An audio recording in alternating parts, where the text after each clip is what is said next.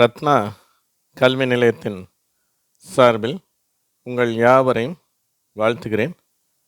நம்மில் அநேகர் கல்லூரியிலே படித்து 1-2 வருடங்களிலே பெரும்பாலும் எல்லாருமே ஆங்கிலத்தில் பேச ஆரம்பிச்சிருவோம். அதாவது அதுலேயும் ஆங்கில பாடத்தை ஈடுபாடோடு படிப்பவர்கள். இன்னும் கூட நம்முடைய கல்லூரியிலையும் அநேகர் ஆங்கிலத்தில் பேசுவாங்க. அவங்களோட நம்ம பேசுவோம். ஏன்னா வெளி மாநிலத்திலேருந்து வெளிநாட்டிலேருந்து கூட கல்லூரியில் வந்து படிப்பாங்க, சில கல்லூரிகளில் குறிப்பாக. ஆனாலும் கூட இந்தியர்கள் இப்படி யோசித்து, தமிழ்லேருந்து யோசித்து ஆங்கிலம் பேசுவதற்கும், உண்மையாகவே இங்கிலாந்து நாட்டுக்காரர்கள் ஆங்கிலேயர்களும் அமெரிக்கர்களும் பேசுகிற ஆங்கிலத்துக்கும் வேறுபாடுகள் இருக்கும். அதை நான் அந்த கல்லூரி நாட்களிலிருந்தே ரொம்ப தீவிரமாக நான் படிக்க ஆரம்பித்தேன். இங்கிலீஷில் கார்ட்டூன் புக்ஸ்லாம் விற்கும், அதெல்லாம் படித்தேன். சின்ன பிள்ளைங்க கார்ட்டூன் புக்கெலாம் இருக்குது இல்லையா, அது இங்கிலீஷ்லேயே இருக்கும். ஏன்னா என்ன விதமாக அந்த சென்டென்ஸ் அவங்க சொல்கிறாங்க, நம்ம தமிழில் யோசித்து அதை ஆங்கிலத்தில் யோசித்து ஒரு விதமாக பேசுவோம், அவங்க வேறு விதமாக அதை பேசுவாங்க. அதுதான் ஒரிஜினல். எப்படி வெள்ளைக்காரங்க பேசுகிறது தான் ஒரிஜினல். அப்படியாக சில சந்தர்ப்பங்களில் வெளிநாட்டிலிருந்து இறக்குமதி செய்யப்பட்ட புத்தகம், இம்போர்ட்டட் புக்ஸும் வாங்கி நான் பயன்படுத்தி இருக்கிறேன். அதிலிருந்தெல்லாம் சில கான்வர்சேஷன்ஸ் நான் எடுத்துருக்கிறேன். அதுதான் என்னுடைய மாணவர்களுக்கு நான் சொல்லி கொடுத்துட்ருக்கேன். நான் வேணால் ஒரு சாம்பிளாக 1-2 உரையாடல்களை உங்களுக்கு நான் சொல்கிறேன். இப்பொழுது சில சூழ்நிலைகளை நம்ம பார்க்கலாம். ஒரு ரயில்வே ஸ்டேஷனில் தகவல் ஒருத்தர் சொல்லிகிட்ருக்கிறார். ஹெல்ப் டெஸ்க் அப்படின்னு சொல்லி ஒரு கேபின் இருக்குது, அதில் ஒருத்தர் உட்கார்ந்துருக்கிறாரு, தகவல்களை சொல்கிறார். அப்போ ஒரு பேசஞ்சர் வந்து கேட்குறார். என்ன கேட்குறாரு? லண்டன் அப்படிங்கிற ஊருக்கு எந்த ட்ரெயின் போகும் அப்படிங்கிறாரு. இவர் பதில் என்ன சொல்கிறாரு? 4ஆம் நம்பர் பிளாட்ஃபார்மில் இருக்கிற ட்ரெயின் போகும் அப்படின்னு. அப்படின்னா என்ன கேட்பார் அவர் ஆங்கிலத்தில்? எக்ஸ்கியூஸ் மீ அப்படின்னு கேட்குறாரு. இவர் பதிலுக்கு எஸ் அப்படிங்கிறார்.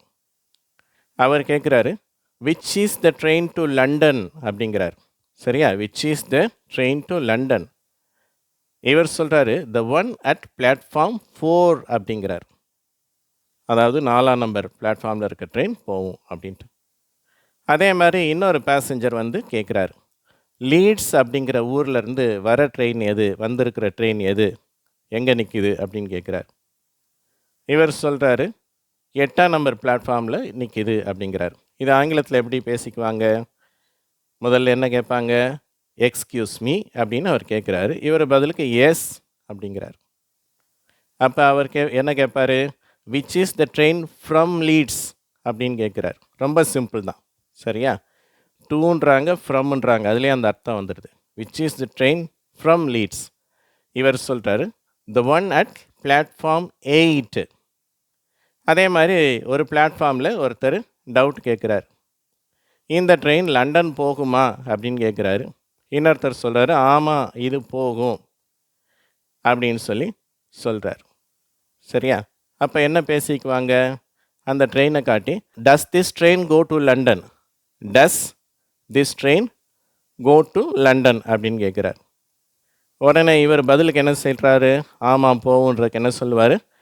எஸ் இட் டஸ் அப்படிங்கிறார். சரியா? எஸ் இட் டஸ் அப்படிங்கிறார். அதே மாதிரி இன்னொரு பிளாட்ஃபார்மில் ஒருத்தர் கேட்குறார், இந்த ட்ரெயின் லண்டன் போகுமான்னு கேட்குறாரு. ஆனால் அது லண்டன் போகாது. அப்போ என்ன சொல்லுவார்?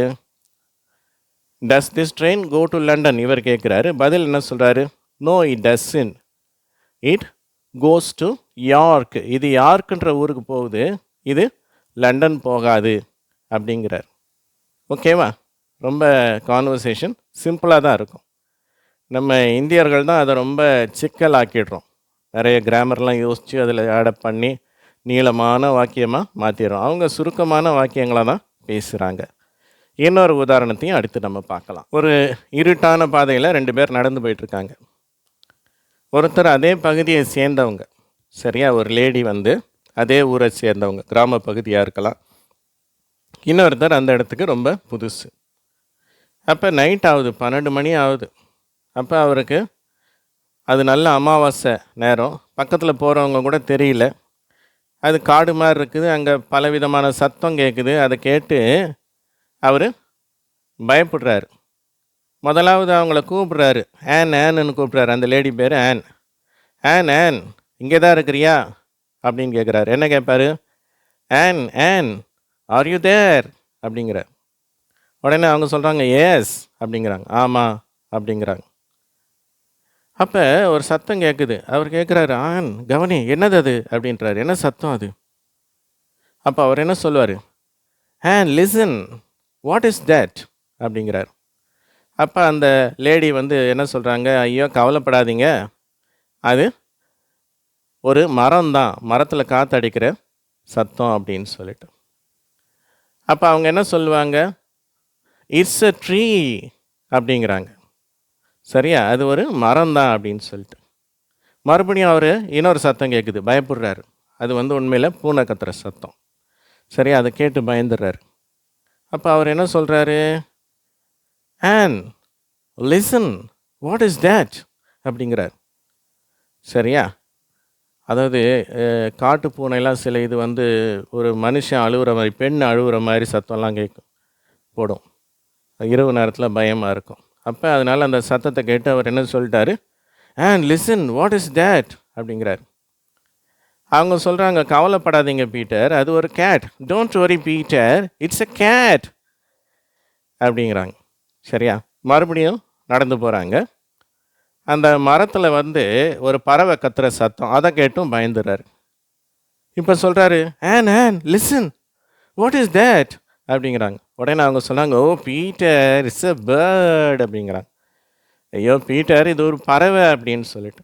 அப்போ பல்வேறு சூழ்நிலைகளில் எப்படி எப்படி பேசுகிறது, அவங்க என்ன பேசுகிறாங்க, ஃபாரினர்ஸ் என்ன பேசுகிறாங்க, இந்த மாதிரி கான்வர்சேஷன்ஸை நாங்கள் ஸ்டூடெண்ட்ஸுக்கு சொல்லித்தரோம்.